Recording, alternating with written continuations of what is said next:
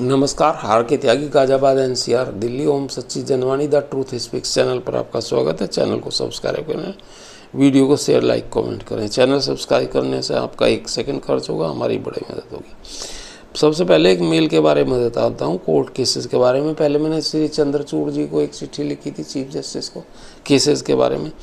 एक और मैंने किसी को मेल लिखा है, चिट्ठी लिखी है, लेकिन वो उसका मैं डिस्क्लोज नहीं कर रहा हूँ नाम, सुप्रीम कोर्ट कैंपस से संबंधित है।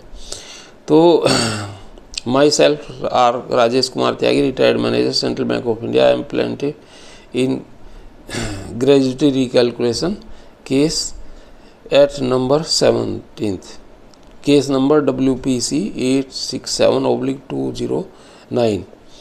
और मैंने उन्हें लिखा है कि मैंने वही I read some petitions of counter writ filed by IBA, it's transfer petition 1394/2023 of pages 165। ये पब्लिक डॉक्यूमेंट है, इसमें कोई सबके पास है, पढ़ सकते हैं, लेकिन 165 पेज पढ़ेगा कौन? 10 दफ़े पढ़ने में तो कुछ पता लगता है। तो ये मैंने पढ़ी और मैंने उन्हें लिखा, I feels and find some conspiracy by IBA councils not to add to it the contents of 867/2019। अच्छा, इसमें क्या इन्होंने करा बदमाशी? IBA के काउंसिल्स ने, बड़े बड़े हैं, तुषार मेहता जैसे लोग हैं, अटॉर्नी जनरल, और Rajiv Singhal additional attorney general, और इनके दूसरे होंगे जूनियर्स, और हरीश साल्वे जैसे भी गाइडेंस लेते रहते हैं लोग। तो इन्होंने क्या करा, हमारा जो 1394 ट्रांसफ़र पेटिशन लगाई है इन्होंने IBA ने सुप्रीम कोर्ट में हमारे अगेंस्ट हीयरिंग ग्राउंड्स पे, तो उसमें नंबर 1 पे तो लिखी है इन्होंने 867/2019 रिट। ये पब्लिक डॉक्यूमेंट है, कोई कॉन्फिडेंशियल नहीं है। और उसमें उसके कंटेंट्स कोई दिए ही नहीं, सिवाय प्लेंटिफ के नाम और रेस्पोंडेंट के नाम और डेट।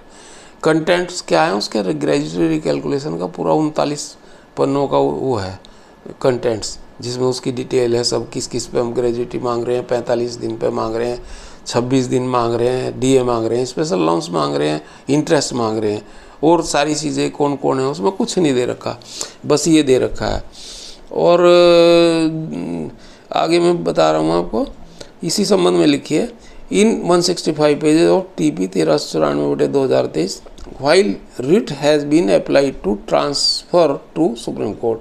और उसकी ट्रांसफ़र मांग ली इन्होंने, दोनों रिट की, हमारी ग्रेजुटी रिकैलकुलेशन भी और स्पेशल अलाउंस और पेंशन अपडेशन वाली भी।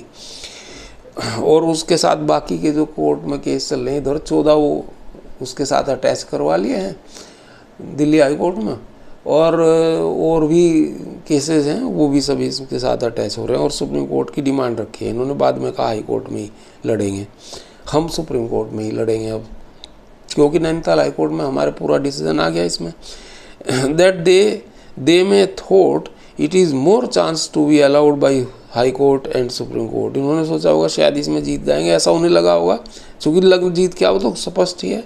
हैंस फोर्थ लिंगरिंग ऑन, उलझा रहे होंगे वो हमें, as it is on number 1 mentioned with only detailed of plaintiffs respondents name date etc for transfer but writ contents not available। writ content है ही नहीं उसमें।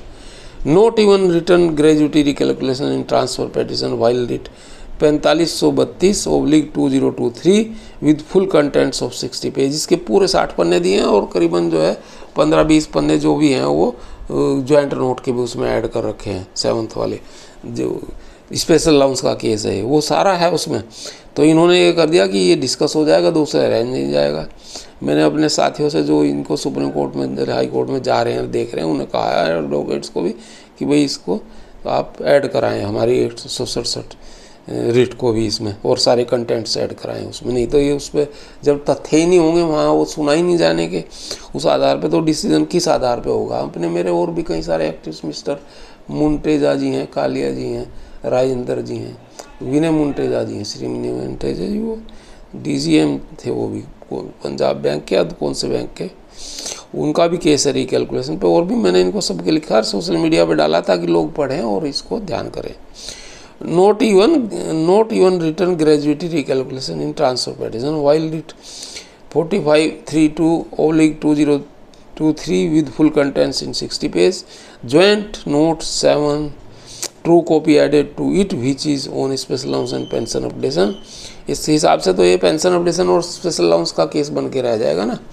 स्पेशल अलाउंस पर कैलकुलेशन पेंशन की और पेंशन अपडेशन अलग से, ये दो केस है हमारा एक ही केस में, क्योंकि ये एक ही संबंध है ना। तो हमारा तो जब भी काम बनता है कि भाई स्पेशल अलाउंस और पेंशन अपडेशन दोनों हो, तभी हमें कुछ होगा रिलीफ 12 के बाद वालों को, रिटायरीज को। और उसमें नुकसान हो रहा है बहुत ज़्यादा। एक स्केल 2 के मैनेजर को 15,000 प्लस डीए का नुकसान है, एक स्केल 1 को 12,500 प्लस डीए का नुकसान है, और ऐसे ही उसके ऊपर वालों को और भी नुकसान है। तो हमने उन्हें कहा why not added contents of 8, 6, 7 which may be nearest to favourable decision in the light of Nainital high court double bench. Double bench के फैसले आने के बाद ये तो निश्चित ही है कि हम जीतेंगे इसमें। हालांकि कोर्ट का डिसीजन पहले से क्या हो सकता है पता नहीं, लेकिन फिर भी ट्रांसफ़र पेटिशन 1394 के साथ 867 रिट के कंटेंट्स टेक्स्ट डिटेल्स नहीं है। ये पब्लिक डॉक्यूमेंट है, सबके पास है ये 165 का, लेकिन लोग पढ़ते नहीं, देखते नहीं है। जो चाहे इसको ले सकता है। आईबीए ने शायद शरारतपूर्ण तरीके से 867 रिट नंबर 1 पर इंक्लूड तो कर ली, किंतु text of writ note included, text नहीं रिट का करा। WPC 4532/2019 को पूरी तरह ट्रांसफर पेटिशन में शामिल किया, परंतु 867 को मात्र plaintiff list, respondent list, date of writ ही ऐड की है, और ग्रेजुएटी रिकैलकुलेशन का कहीं पर नाम भी नहीं है ट्रांसफर पेटिशन में, जैसे मैंने उसे पढ़ा है।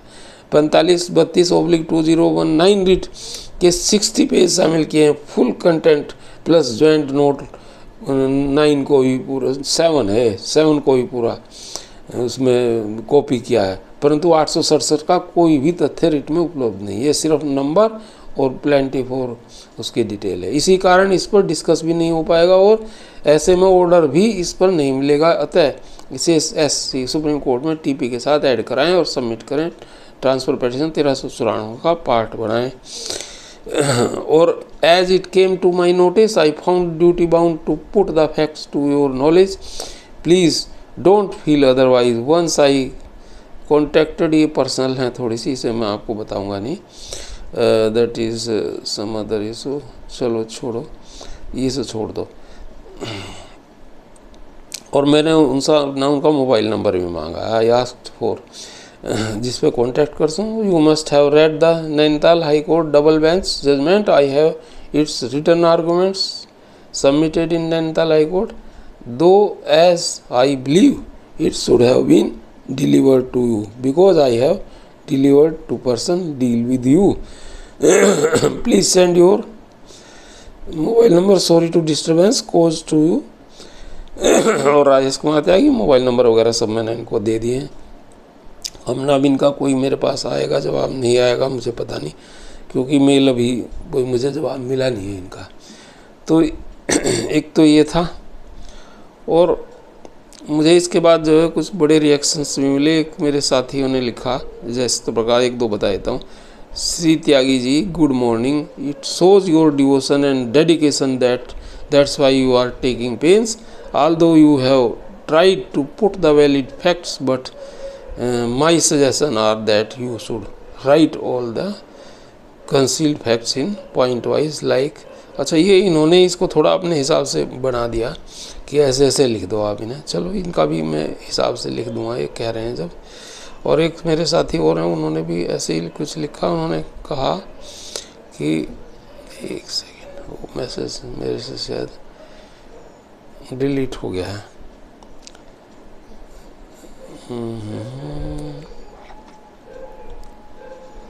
हाँ, वो डिलीट हो गया मैसेज। तो उन्होंने कहा कि आप इतना पेन ले रहे हैं, अपने हेल्थ को भी नज़रअंदाज करें, हेल्थ कंडीशन आपके साथ चल रही है, उसके बावजूद भी आप इतना काम कर रहे हो, और इसीलिए हम बैंक के साथी, रिटायरी साथी आपको याद रखते हैं, वी लव यू, इस तरह की उन्होंने चीज़ें लिखी है।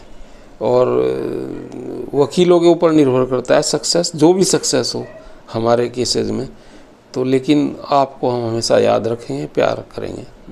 तो ये उन्होंने लिखा है। धन्यवाद साथियों। भारत माता की जय, वंदे मातरम, जय हो। 8588898205। थैंक्स।